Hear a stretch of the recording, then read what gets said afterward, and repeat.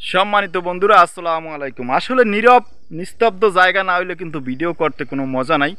তো আমি আজকে চলে আসছি প্রায় 10 কিলোমিটার দূরে ভিডিও করার জন্য, যে নিরিবিলি জায়গা প্রয়োজন, কারণ নিরিবিলি জায়গা ছাড়া কিন্তু কাজ করতে খুবই মুশকিল।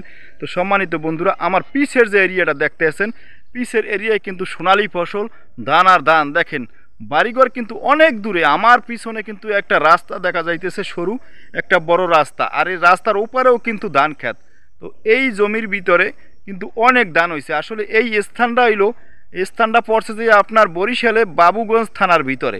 তো এই জায়গার ভিতরে অনেক ধান হয়েছে, কিন্তু প্লট বাই প্লট অনেক সুন্দর ধান হয়েছে, মাশাল্লাহ, আলহামদুলিল্লাহ।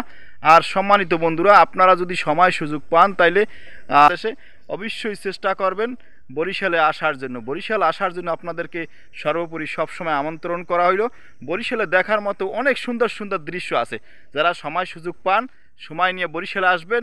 যদি আপনাদের কোনো সাহায্য সহযোগিতা বা কোনো হেল্প করা লাগে বরিশাল আসার জন্য, অবশ্যই আমি মোহাম্মদ মেহেদী হাসান বরিশাল থেকে পাশে থাকবো। সর্বোপরি সবসময় ইনশাআল্লাহ হেল্প করব।